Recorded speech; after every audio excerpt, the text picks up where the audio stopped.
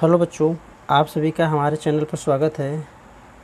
तो आज हम सब कक्षा 8 गणित अभ्यास 1 एफ के प्रश्नों को हल करेंगे। तो बच्चों देखिए, जो हमारा अभ्यास 1 एफ है, इसमें जितने भी सारे क्वेश्चन दिए हैं उसमें थोड़ा आप अगर ध्यान से देखेंगे तो देखिए, ये परिमेय संख्या के बारे में पूछ रहा है। इधर अगर आप देखेंगे तो इसमें देखिए, अब इन्होंने कहा कि परिमेय संख्या जो है शून्य का योगात्मक प्रतिलोम नहीं है, तो ये आपको बताना है सत्य सत्य के रूप में। और अगर आप आगे देखेंगे तो योगात्मक प्रतिलोम क्या होता है ना। यहाँ पे देखिए तत्समक अवयव क्या होता है। तो इन सब के बारे में हम लोग पहले विस्तार से जान लेंगे, उसके बाद में हम लोग इन प्रश्नों को हल करेंगे, ताकि हम सबको जितने भी सारे क्वेश्चन इसमें दिए हैं इस चैप्टर में, सबको बिल्कुल अच्छे से हम समझ सकें। ठीक है, तो चलिए देखते हैं। तो बच्चों, जैसा कि हम लोग जो चैप्टर हमारा चल रहा है उसमें परिमेय संख्या ही चैप्टर है, तो उसमें बच्चों हम लोग ये सीख चुके हैं कि परिमेय संख्या कहते किसको हैं। ठीक है, तो एक बार हम लोग फिर थोड़ा जल्दी में देख लेंगे परिमेय संख्या के बारे में।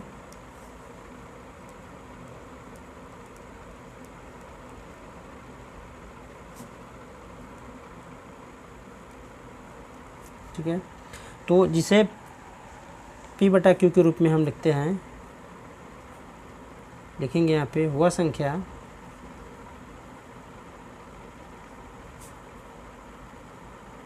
जिसे P/Q के रूप में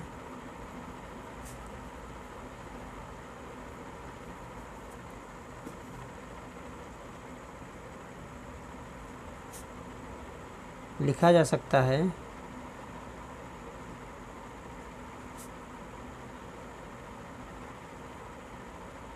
परिमेय संख्याएं कहलाती हैं। ठीक है, जहाँ Q ≠ 0। अब देखिए, तो अब हमको यहाँ से परिमेय संख्या जो होती है बच्चों, एग्जाम्पल के रूप में, जैसे देखिए 1, 2, -3, 7/2, √4 है ना, ये सभी परिमेय। 0 ये भी क्या है, एक परिमेय संख्या है। ठीक है, तो यहाँ से हम लोग ये कह सकते हैं कि प्रत्येक पूर्णांक एक परिमेय संख्या है। ठीक है, प्रत्येक पूर्णांक भी क्या होता है, एक परिमेय संख्या। कैसे, जैसे देखिए, अगर हम कहें 0 एक परिमेय संख्या है, ध्यान से समझिएगा, 0 एक परिमेय संख्या है। ठीक है, तो जब यह एक परिमेय संख्या है तो इसको हम लोग ऐसे भी लिख सकते हैं बच्चों कि 0 = P/Q। ठीक है, क्योंकि इन्होंने कहा है कि Q का मान, मतलब इसका मान 0 नहीं होना चाहिए।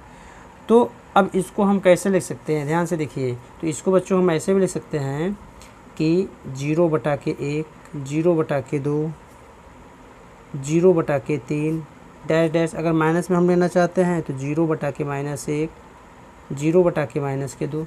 ये सब सारे कौन सी संख्या है, ये सब सारे परिमेय संख्या है। ठीक है, अब देखिए क्यों परिमेय संख्या है, क्योंकि यहाँ पे Q का मान 0 नहीं है।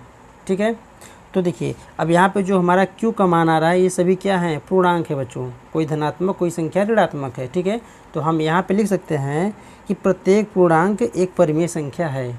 ठीक है, प्रत्येक पूर्णांक लिखेंगे यहाँ पे कि प्रत्येक पूर्णांक एक परिमेय संख्या है।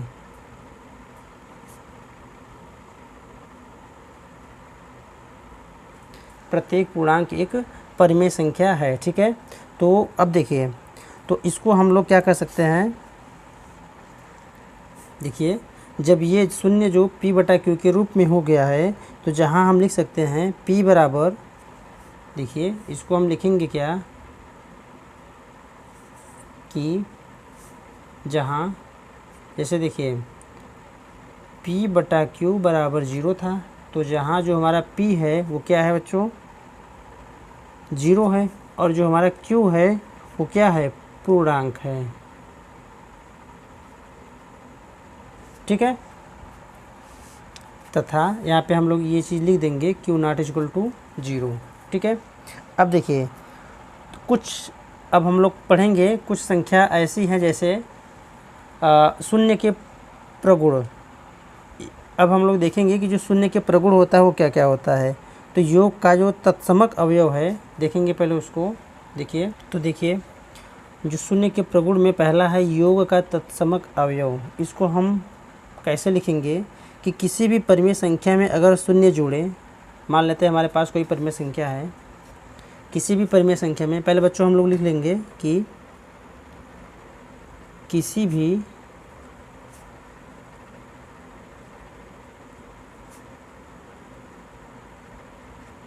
परिमेय संख्या में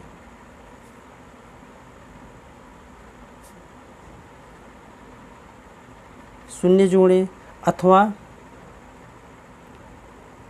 है ना, किसी भी परिमेय संख्या में शून्य जोड़े अथवा शून्य में ही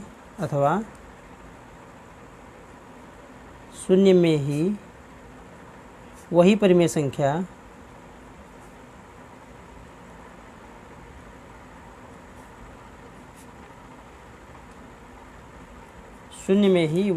संख्या जोड़ें तो बच्चों जो मान आएगा वो बिल्कुल समान होगा। तो यहाँ पे लिखेंगे तो योगफल जो होगा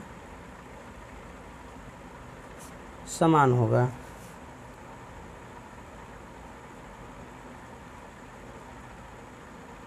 ठीक है। अगर हम किसी भी संख्या में जीरो जोड़ेंगे या जीरो में वही संख्या जोड़ें तो योगफल क्या आ जाएगा, बिल्कुल समान होगा। अब इसको हम ऐसे लिख सकते हैं बच्चों, यहाँ पे देखिए, अर्थात इसका कहने का मतलब ये है अगर हमारे पास कोई परिमेय संख्या है p बटा के q, ठीक है, अगर इस परिमेय संख्या में हम शून्य को जोड़ें, देखिए यदि किसी परिमेय संख्या में शून्य जोड़ें अथवा या अगर हम शून्य में वही परिमेय संख्या जोड़ेंगे, ठीक है, तो जो हमारा आंसर निकल के आएगा या जो हमारा मान निकल के आएगा बच्चों, जो हमारा योग निकल के आएगा वो बिल्कुल क्या होगा, इधर का भी संख्या जो भी होगी जोड़ने पर और इधर का भी, दोनों मान आपस में क्या होंगे, बराबर होंगे। ठीक है। तो अब हम इसको कह सकते हैं कि शून्य को परिमेय संख्याओं के योग का तत्समक अवयव कहते हैं। ठीक है, शून्य को परिमेय संख्याओं के योग का तत्समक अवयव कहते हैं। ठीक है। तो देखिए यहाँ पे लिख देंगे कि शून्य को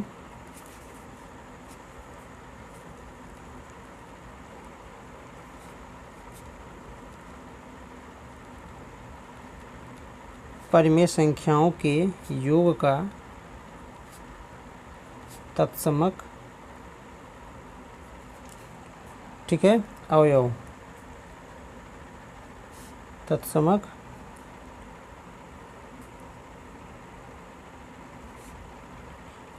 अवयव कहते हैं। ठीक है।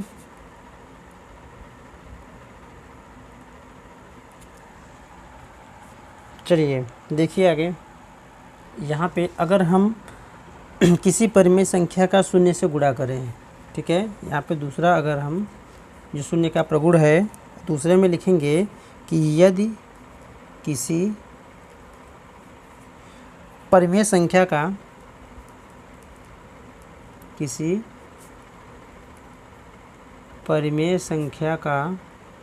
शून्य से गुणा,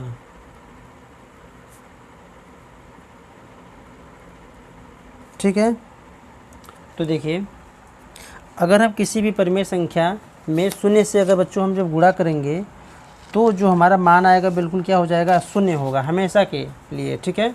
अगर किसी भी संख्या को हम जीरो से गुणा करेंगे तो हमारा जो मान आता है बच्चों क्या आता है, शून्य आता है। तो यहाँ पे हम लिख देंगे, इसके बारे में थोड़ा लिख लेंगे हिंदी में, जैसे आपको अच्छे से समझ में आए कि यदि किसी परिमेय संख्या और, यहाँ लिखेंगे यदि किसी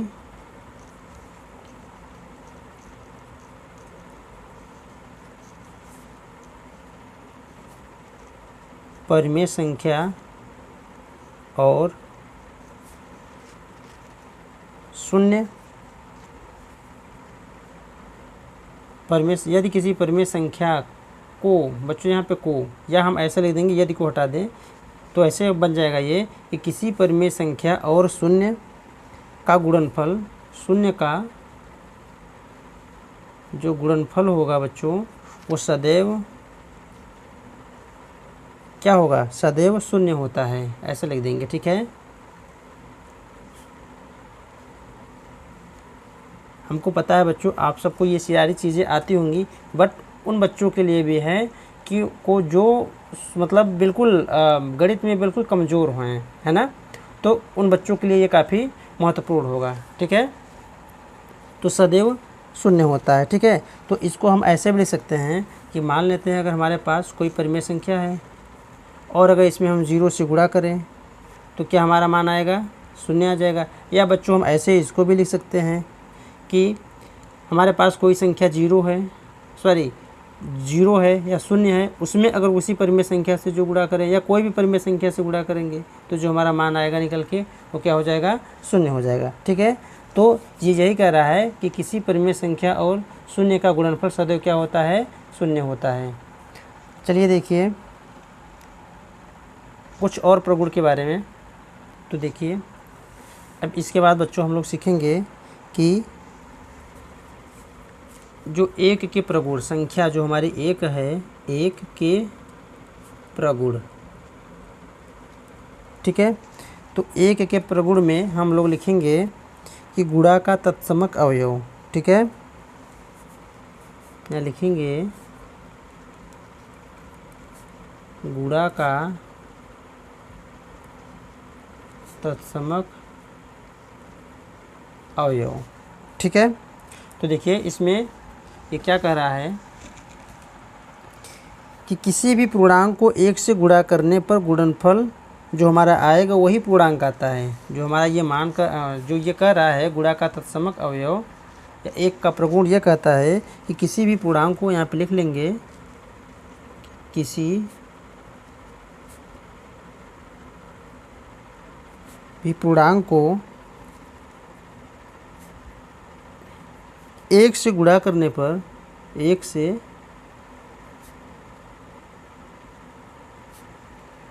गुणा करने पर गुणनफल जो होगा, 1 से गुणा करने पर जो हमारा गुणनफल होगा वही क्या होगा, पूर्णांक होगा, जिस पूर्णांक से हम 1 में गुणा किए थे। तो गुणनफल वही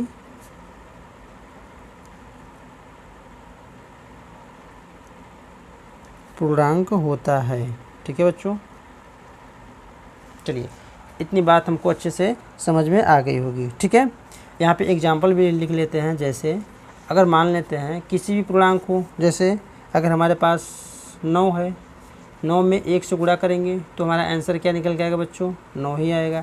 या फिर अब यहाँ पे ऐसे भी लिख सकते हैं कि हमारे पास -9 है और 1 से गुणा करेंगे तो -9 ही आएगा।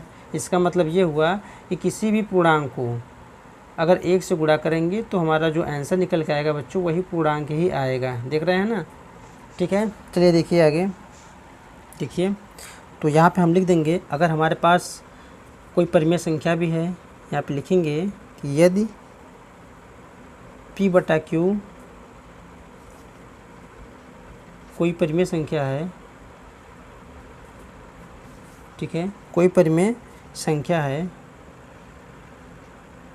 या कोई परिमेय संख्या हो तो क्या होगा। देखिए तो अगर हम परिमेय संख्या में 1 से गुणा करेंगे या है ना 1 में उस परिमेय संख्या को गुणा करेंगे तो जो हमारा बच्चों मान निकल के आएगा वो क्या होगा, वही परिमेय संख्या होगा। ठीक है, तो वही परिमेय संख्या हमको क्या होगा, प्राप्त होगा। तो यहाँ पर हम ये लिख सकते हैं कि गुणा का जो तत्समक अवयव है, ठीक है, यहाँ पे हम लिख देंगे कि 1 को यहाँ पे लिखेंगे, 1 को परिमेय संख्याओं के, है ना, 1 को परिमेय, 1 को जो 1 का प्रगुण है, 1 को परिमेय संख्याओं के गुणा का तत्समक अवयव कहते हैं। गुणा का तत्समक अवयव कहते हैं।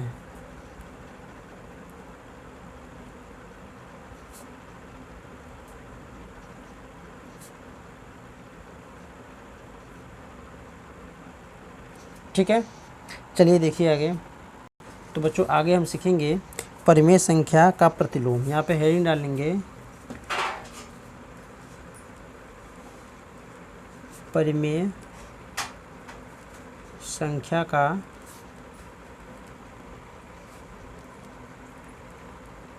प्रतिलोम। ठीक है, तो देखिए यहाँ पे लिखेंगे योगात्मक प्रतिलोम। ठीक है,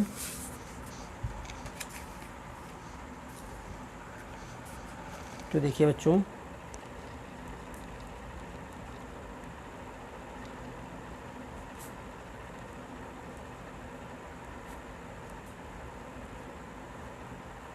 योगात्मक प्रतिलोम। तो यहाँ पे हम लोग ये लिखेंगे कि यदि हमारे पास कोई परिमेय संख्या है, ठीक है, यहाँ पे लिखते हुए चलेंगे, यदि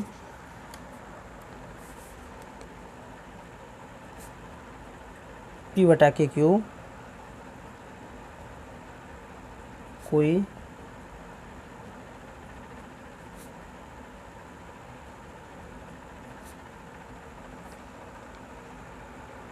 परिमेय संख्या है तो इसका योगात्मक प्रतिलोम क्या होगा। तो लिखेंगे आगे P बटा Q का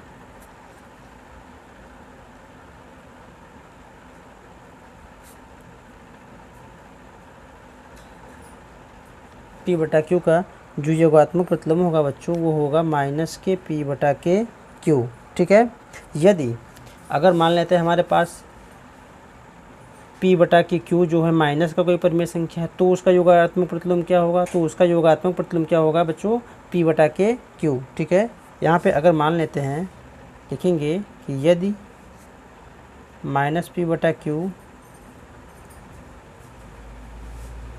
कोई परिमेय संख्या है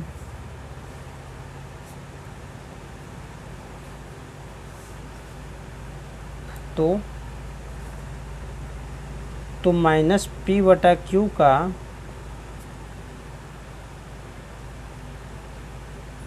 जो योगात्मक प्रतिलोम होगा वो बच्चों होगा क्या, P बटा के Q।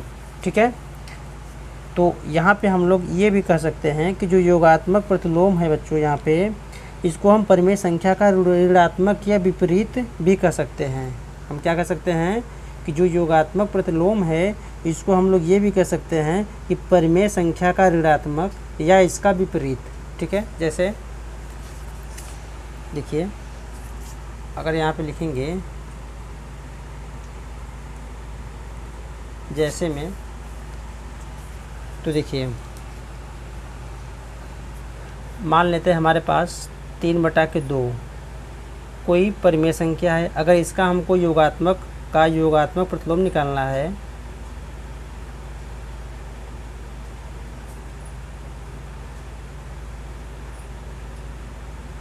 तो क्या करेंगे बच्चों, इसको हम इसका ऋणात्मक लिख देंगे।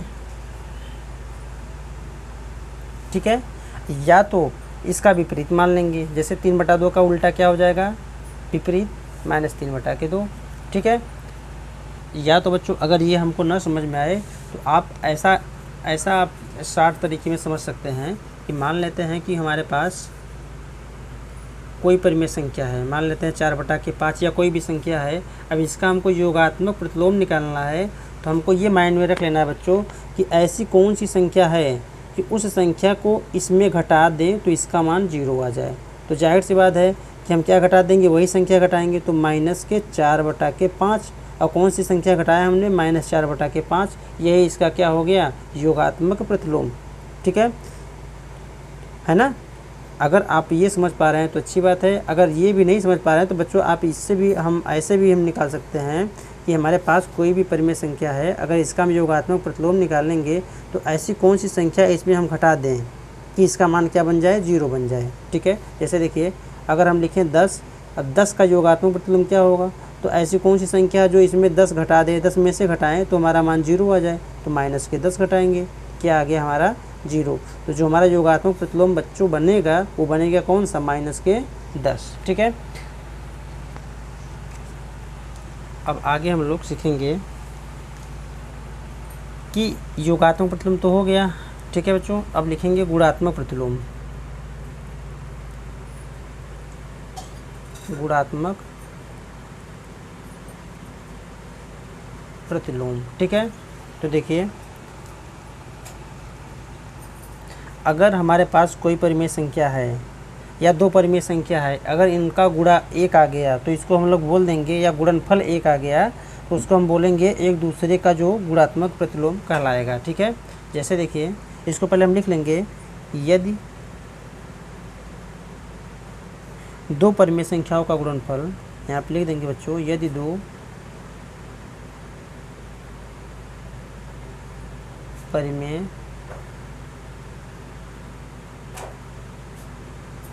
संख्याओं का, यदि दो परिमेय संख्याओं का गुणनफल 1 हो तो उनमें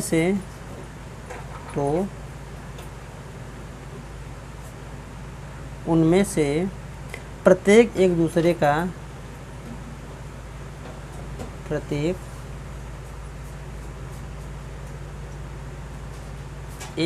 का गुणात्मक प्रतिलोम कहलाता है।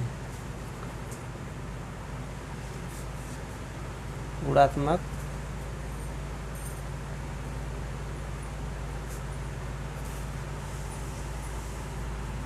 एक दूसरे का गुणात्मक प्रतिलोम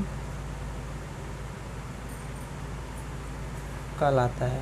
बात समझ में आई? देखिए अगर हम इसको एग्जाम्पल के रूप में लेते हैं, मान लेते हैं हमारे पास कोई परिमेय संख्या है, जैसे मान लेते हैं बच्चों हमारे पास कोई भी संख्या हो, जैसे मान लेते हैं -5।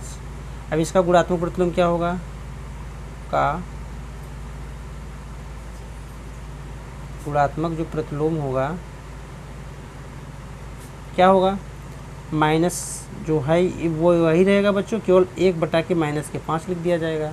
ठीक है, तो इसका मतलब ये हुआ कि इन दोनों जो परिमेय संख्या या इन दोनों संख्याओं का जो गुणनफल होगा वो क्या आएगा? आंसर 1 आ जाएगा। जैसे देखिए इनका जो गुणनफल लिखेंगे, देखिए -5 इंटू 1/-5, तो देखिए यहाँ से ये कट जाएगा, इसका मान क्या आ गया? 1 आ गया। ठीक है, अब ऐसे इसको भी देख लेंगे। जैसे देखिए मान लेते हैं हमारे पास है कोई संख्या -5/8। अब इसका गुणात्मक प्रतिलोम क्या होगा बच्चों? तो इसका गुणात्मक जो प्रतिलोम होगा इसको हम उल्टा करके लिख देंगे। ठीक है, यहाँ पर लिखेंगे का गुणात्मक प्रतिलोम। देखिए इसका जो गुणात्मक प्रतिलोम बनेगा, चूँकि हमको ये मान लाना है इसमें कि ऐसी कौन सी संख्या परिमेय संख्या से गुणा करे कि इन सब का मान क्या आ जाए? दोनों का गुणनफल 1 हो जाए। तो यहाँ से देखिए, तो यहाँ पे हम क्या लिख देंगे कि ये तो मान होगा 8/-5।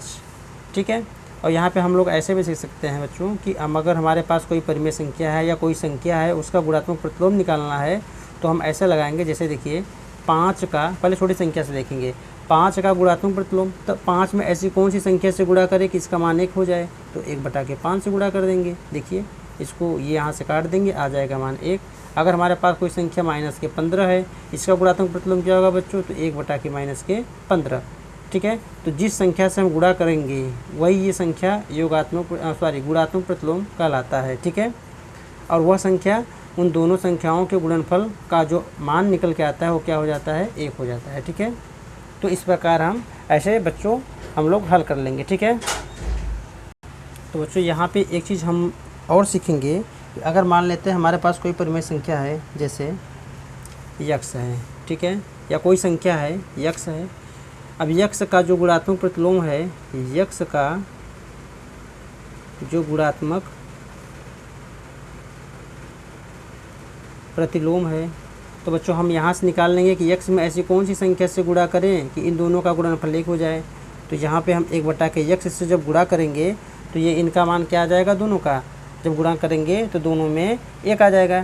तो इसको देखो बच्चों, 1/यक्स को हम क्या लिख सकते हैं कि इसको हम यक्स इनवर्स ये भी लिख सकते हैं। ठीक है, आप लिख देंगे भी लिख सकते हैं। ठीक है बच्चों, उम्मीद करता हूँ आप सबको ये सारी जो चीज़ें बताई गई हैं आप सबको बिल्कुल विस्तार से बताई गई हैं और आप सबको समझ में आई होंगी। ठीक है बच्चों, तो अगर वीडियो पसंद आए तो लाइक और चैनल को सब्सक्राइब ज़रूर करिएगा।